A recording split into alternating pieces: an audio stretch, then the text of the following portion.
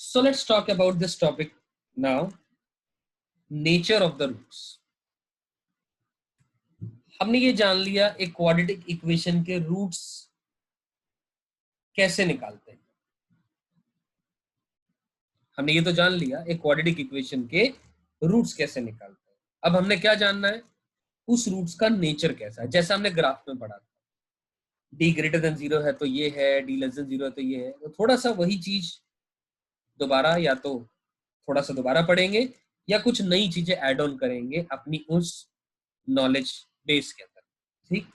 So consider a quadratic equation ax square plus bx plus c equal to 0 having the roots as alpha and beta, and let us say we name the discriminant as d equal to b square minus 4ac। ये हम सारे जानते हैं कि roots निकालने का हमें तरीका श्रीधराचार्य मेथड ने दे रखा है कि अल्फा कोमा बीटा की value minus B plus minus under the root of D whole divided by 2a होती है। ठीक है, तो अगर d 0 हो जाए, ये तो पता है कि रूट्स इक्वल होते हैं, रियल एंड इक्वल होते हैं, ये तो मालूम है। तो ध्यान से देखो, d 0 हो गया तो रूट्स आ गए क्या, माइनस बी बाई 2 हो गए दोनों रूट्स, क्योंकि इसके अंदर में d को आप 0 पुट करोगे तो रूट्स की वैल्यू क्या आ गई, माइनस का b बाई 2। और d अगर 0 नहीं है तो रूट्स अनइक्वल है, रूट्स आर अनइक्वल। अगर d 0 नहीं है, d 0 नहीं है तो उसमें दो बातें होंगी, या तो d पॉजिटिव होगा या d नेगेटिव होगा। और ध्यान रहे ये सब बातें मैं कर रहा हूं जब a b c रियल है, such that a b c belongs to real numbers and a is not equal to 0। a 0 नहीं है तभी तो हम उसे क्वाड्रेटिक बोल रहे हैं, वरना हम उसे क्वाड्रेटिक ही नहीं बोल सकते थे। और a b c 0 नहीं है तो a b c real number है।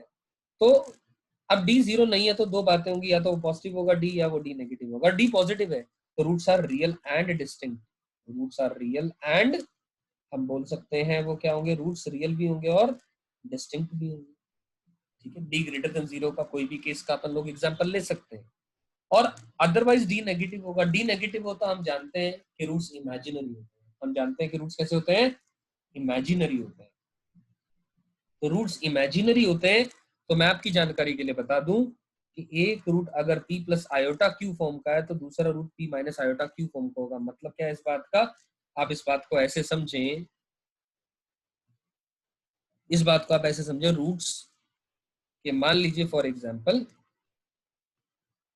X square plus X plus 1 equal to 0, ये क्वाड्रेटिक इक्वेशन है। इसका डिस्क्रिमिनेंट हमने निकाला 1 माइनस का 4 इक्वल टू माइनस 3 आ रहा है, यानी वैल्यू नेगेटिव आ। अब डी नेगेटिव आ रहा है तो कंफर्म है रूट्स जो है वो क्या होंगे, इमेजिनरी होंगे। तो इमेजिनरी रूट्स होंगे। तो मैं आप सबसे कहना चाह रहा हूं, तो इमेजिनरी जो रूट्स होते हैं, इमेजिनरी जो रूट्स होते हैं, they always occur in conjugate pairs. Conjugate pairs मतलब क्या है, इमेजिनरी रूट्स हमेशा कॉन्जुगेट पेयर में एग्जिस्ट करेंगे। इस बात का मतलब आप ऐसे समझे, मेरा कहने का मतलब यहाँ पर है कि अगर रूट एक कोई p प्लस आयोटा क्यू होगा तो दूसरा रूट p माइनस का आयोटा क्यू फॉर्म का होगा, ये कॉन्जुगेट पेयर कहलाता है। यानी रूट की अगर टर्म्स में मैं बात करूं तो ध्यान से देखिए, इसका रूट निकालना चाहूं तो श्रीधराचार्य मेथड माइनस का 1 प्लस माइनस का under the root of B square minus 4ac, तो मतलब अंडर द रूट के अंदर में माइनस का 3 डिवाइडेड बाय 2 आएगा, यानी माइनस 1 प्लस माइनस का iota root 3 divided by 2। Clear है बात यहाँ तक, है ना, माइनस 1 प्लस माइनस का iota root 3 whole divided by 2। तो क्योंकि जो आयोटा है यानी आई है उसकी value under root of minus 1 होती है, ऐसा ऑलरेडी हम बेसिक चैप्टर्स में पढ़ चुके हैं, या ये मान के चल रहा हूं मैं आपको आता है। तो दोस्तों इसका मतलब एक रूट आया माइनस का 1/2 प्लस आयोटा रूट 3/2, और जो दूसरा रूट आया माइनस का 1/2 माइनस का आयोटा रूट 3 डिवाइडेड बाय 2। यानी ये वही बात है जो मैंने ऊपर कही। कहने का मतलब है आयोटा साइन के आगे, आयोटा के आगे साइन एक बार प्लस वाला आएगा और एक बार माइनस वाला आएगा। तो ऐसे रूट्स को कॉम्प्लेक्स कॉन्जुगेट्स कहते हैं। ऐसे रूट्स को क्या कहते हैं, कॉम्प्लेक्स कॉन्जुगेट्स कहते हैं। ठीक है, कॉम्प्लेक्स कॉन्जुगेट, समझ आ गई मेरी बात ये। तो कहने का मतलब रूट्स अगर इमेजिनरी होते हैं, they always and always occur in a conjugate pair, complex conjugate pair. Correct. यहां तक तो बात हमें समझ में आई कि डी नेगेटिव होगा तब क्या होगा, डी नेगेटिव होगा तब क्या होगा, लेकिन डी पॉजिटिव होगा तो हम ये तो जान गए कि रूट्स हमारे रियल एंड डिस्टिंक्ट होंगे, ये तो तय है, इसमें तो कोई सेकंड थॉट ही नहीं। अब आगे एक और पॉइंट लिखा है कि ध्यान से देखें कि अगर अगर डी पॉजिटिव है और साथ में A B C rational number है, ध्यान से सुनिएगा, ए बी और सी क्या है, क्या है, रैशनल नंबर। क्यू का मतलब rational number, and D is a perfect square then the roots are rational. पहले केवल इतनी ही बात समझते हैं और बात आगे बाद में करेंगे। ठीक, I am repeating my statement. ABC अगर रैशनल नंबर है, डी परफेक्ट स्क्वायर है, तो गारंटी है क्या होगा, हम बोल सकते हैं कि जो रूट्स होंगे वो रैशनल ही होंगे। कैसे?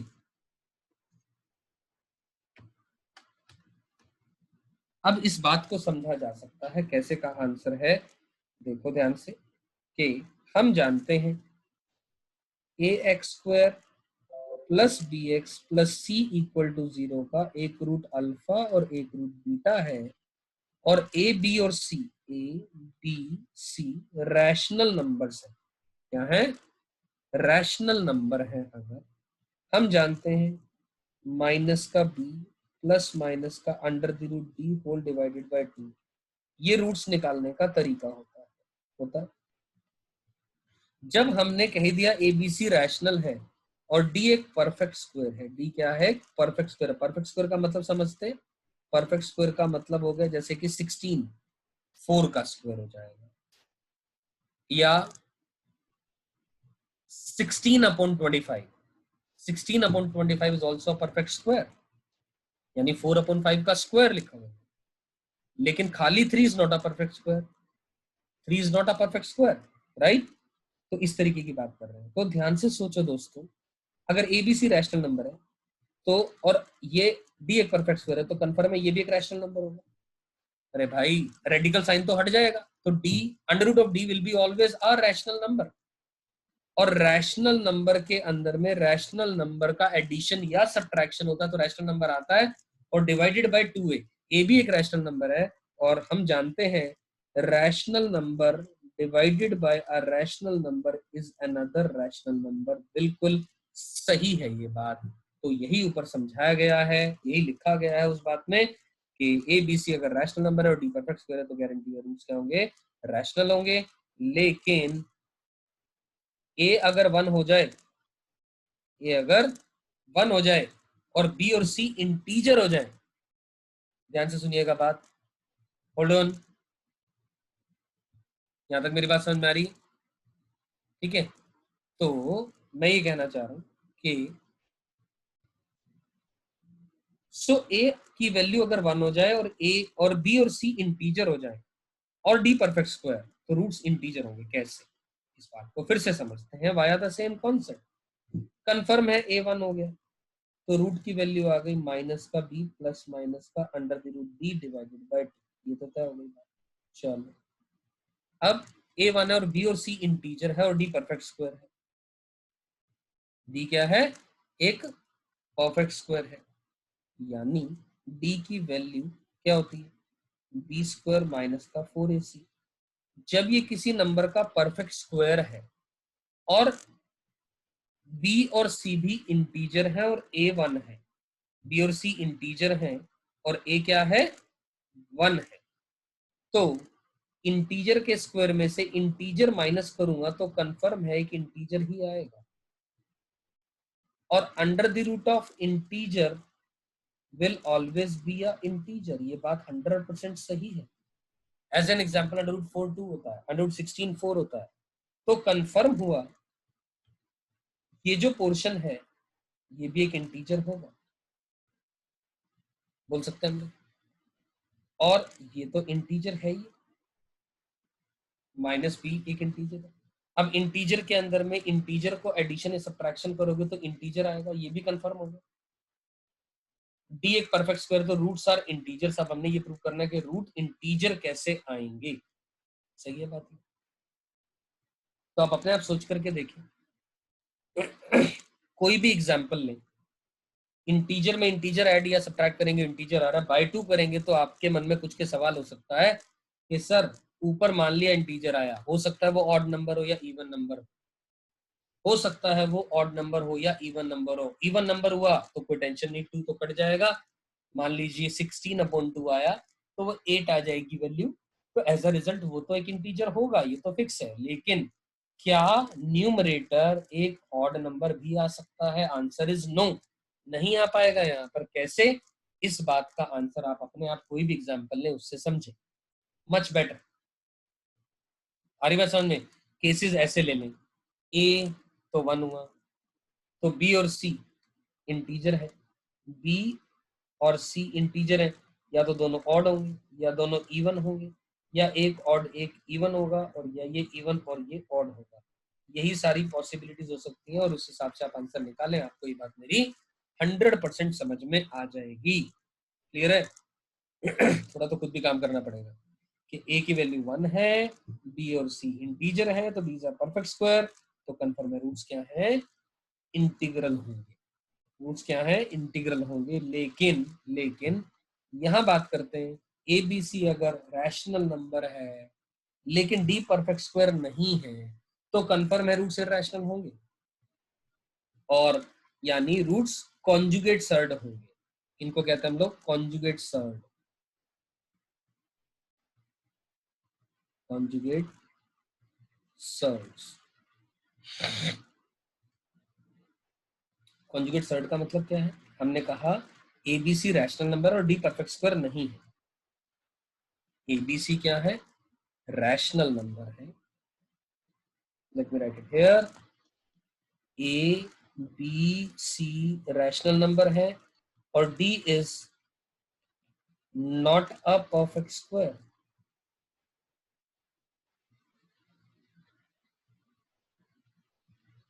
ए बी सी रैशनल नंबर है और डी परफेक्ट स्क्वायर नहीं है, तो गारंटी है जो रूट्स आए हैं माइनस का बी प्लस माइनस का under the root D whole divided by 2a के अंदर में, जब ये परफेक्ट स्क्वायर है ही नहीं तो ये रेडिकल साइन हटेगा नहीं, और रेडिकल नहीं हटेगा तो कंफर्म है एक रूट हो सकता है p plus under root Q आएगा, तो गारंटी है दूसरा रूट p माइनस का रूट क्यू तो आएगा ही आएगा, क्योंकि b परफेक्ट स्क्वायर नहीं, अंडर रूट के अंदर में जो नंबर बच रहा है कुछ ना कुछ नंबर तो गारंटी बचेगा ही बचेगा।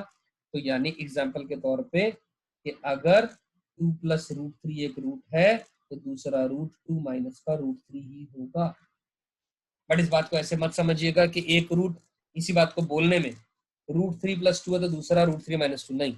रेडिकल साइन जिसके आगे अवेलेबल है, रेडिकल साइन है जिसमें अंडर रूट है, अंडर रूट क्यूब रूट कुछ भी, उसके आगे साइन में बदलाव आएगा।